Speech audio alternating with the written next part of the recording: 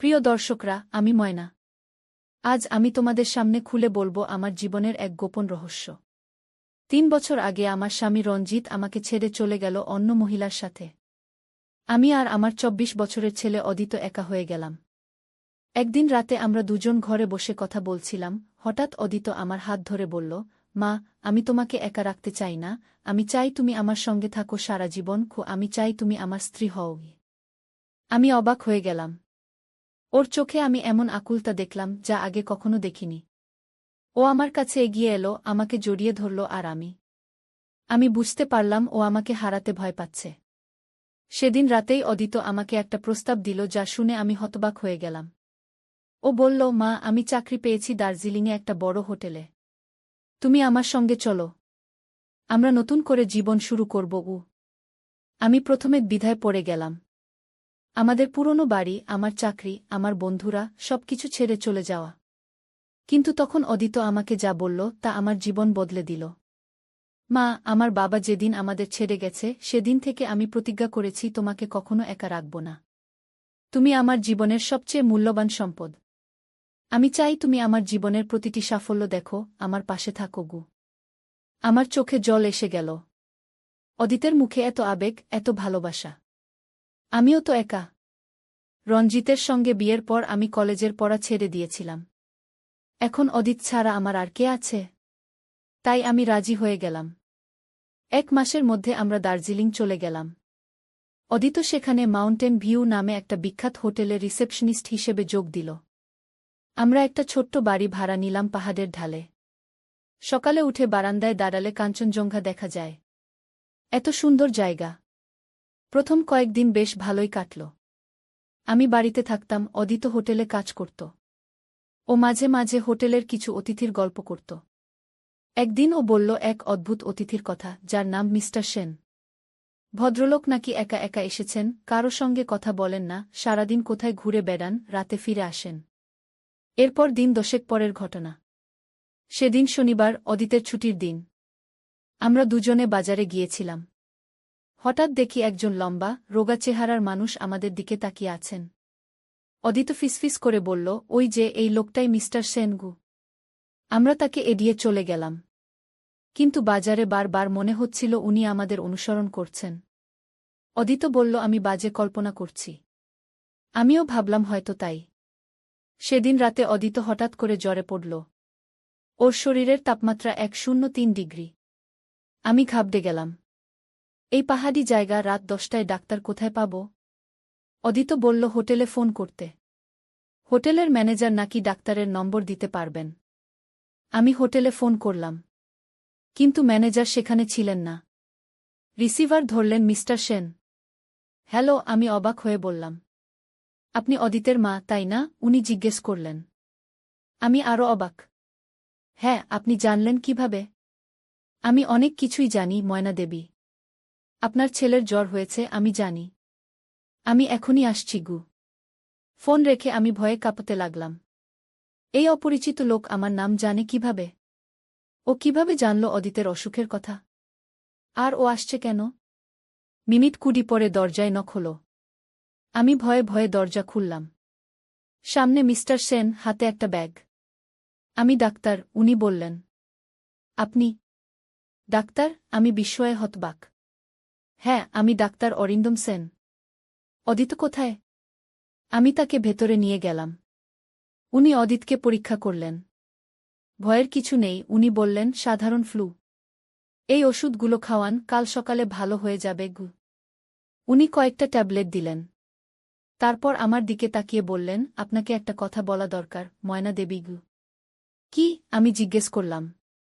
আমি আপনার স্বামীকে চিনি, রঞ্জিত দত্তকে। আমি যেন বাজ পড়ার শব্দ শুনলাম।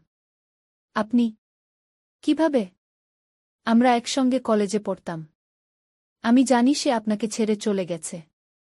কিন্তু আসল সত্য আপনি জানেন না। কি সত্য? আমার হৃৎপিণ্ড যেন থেমে গেল। রঞ্জিত অন্য কোনো মহিলার সঙ্গে যায়নি। সে গেছে কলকাতায় একা। সে মাদক ব্যবসায় জড়িয়ে পড়েছিল, পুলিশের নজরে ছিল। তাই পালিয়েছিল। আপনাকে কিছু বলেনি, ভেবেছিল আপনি ও অদিত নিরাপদ থাকবেন। আমি বিশ্বাস করতে পারছিলাম না। আমার মাথা ঘুরতে লাগল। কিন্তু আপনি এখানে কেন? আমি জিজ্ঞেস করলাম। আমি রঞ্জিতের বন্ধু।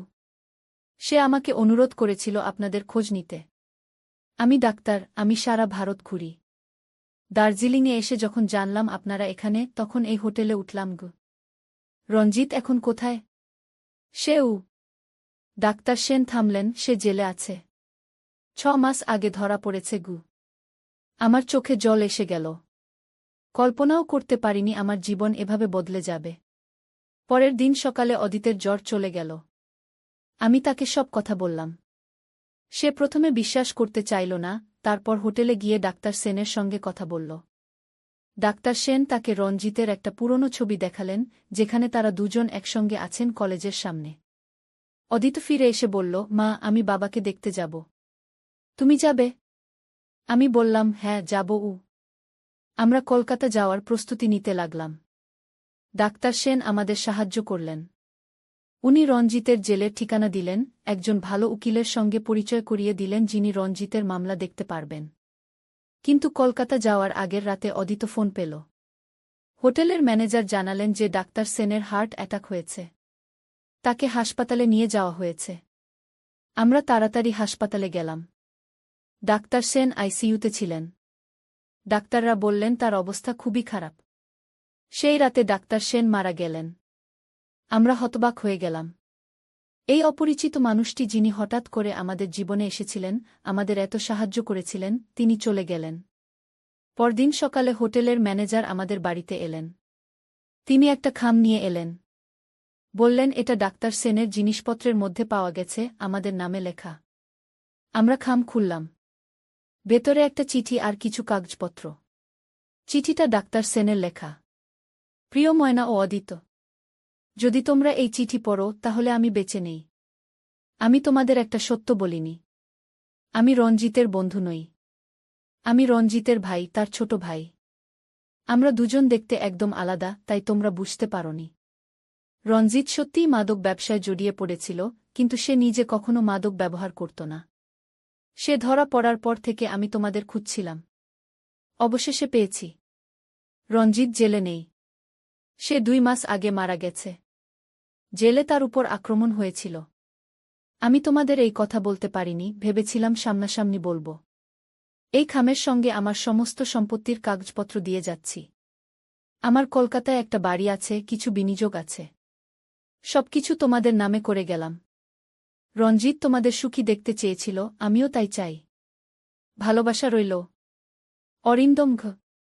চিঠি পড়ে আমরা দুজনেই কাঁদতে লাগলাম। কল্পনাও করিনি যে জীবন এভাবে বদলে যাবে। রঞ্জিত নেই, তার ভাইও চলে গেলেন। কিন্তু তারা আমাদের জন্য একটা নতুন জীবনের দ্বার খুলে দিয়ে গেলেন। 1 মাস পরে আমরা কলকাতায় চলে এলাম। ডাক্তার সেনের বাড়িটা ছোট কিন্তু সুন্দর, দক্ষিণ কলকাতার একটা ভালো এলাকায়। অদিত একটা ভালো চাকরি পেল একটা বড় হোটেলে।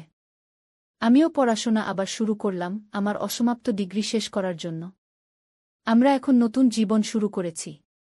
রঞ্জিতের স্মৃতি আমাদের সঙ্গে আছে, ডাক্তার সেনের দয়ার কথাও মনে রাখব সারা জীবন। আমরা বুঝতে পেরেছি যে জীবনে অনেক অদৃশ্য সম্পর্ক থাকে, যারা আমাদের ভাগ্য বদলে দেয়, আমাদের পথ দেখায়। আজ আমার কাহিনী এখানেই শেষ করি। ধন্যবাদ তোমাদের, যারা শুনলে আমার জীবনের এই অবিশ্বাস্য অধ্যায়ের কথা।